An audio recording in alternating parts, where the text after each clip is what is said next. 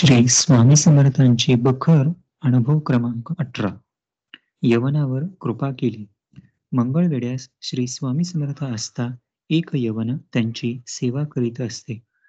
श्री समर्थांची स्वारी पटवर्धनांचे कुरणात असे. तेथे जाऊन चिलीम तयार करून तो महाराजास तंबाखू पाजित असे. महाराज गावात आले म्हणजे तो त्यांची सेवा करी. तो काही धंदा करीत नसे. वेड्यासारखे गावात फिरावे, कुठेतरी भाकर मागून खावी याप्रमाणे त्याची वृत्ती असे. याप्रमाणे बरेच दिवस त्याने महाराजांची सेवा केली. पुढे महाराजांनी त्याचवर अनुग्रह करून मस्तकी हात ठेवून त्याला ज्ञानी केले. पुढे तो यवन अवलिया बनला.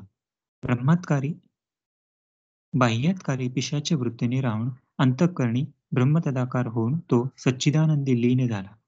महाराजांनी कोणास उपदेश वगैरे केला नाही म्हणून कोणाची समजूत आहे. पण या अवलियाचे उदाहरणावरून पात्र पाहून त्याप्रमाणे महाराज कृपा करीत यात संशय नाही. पुढे हे यवन अवलिया पंढरपुरास जाऊन सातारा जिल्ह्यात गेले. ते कृष्ण तटाकी पिशाच्य वृत्तीने भ्रमण करीत. पुढे हे अवलिया मोठे योगी आहेत अशी जगात त्यांची कीर्ती होऊन पुष्कळ कामनिक लोक त्यांच्याकडे येत असत. हे अवलिया कोणी भेटीस आला तर त्यास दगड मारून जवळ येऊ देत नसत. दगड कोणास न लागेल असाच मारीत, पण ज्यास दगड लागेल त्याची कामना पूर्ण व्हावी अशी त्यांची कृपा असे.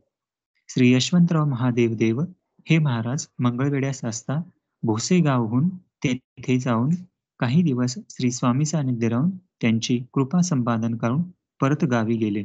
पुढे ते देव मामलेदार म्हणून प्रसिद्धीस आले. यावरून श्री समर्थ योग्यतेनुरूप अनुग्रह करीत असे सिद्ध होते. श्री स्वामी समर्थ. जय जय स्वामी समर्थ.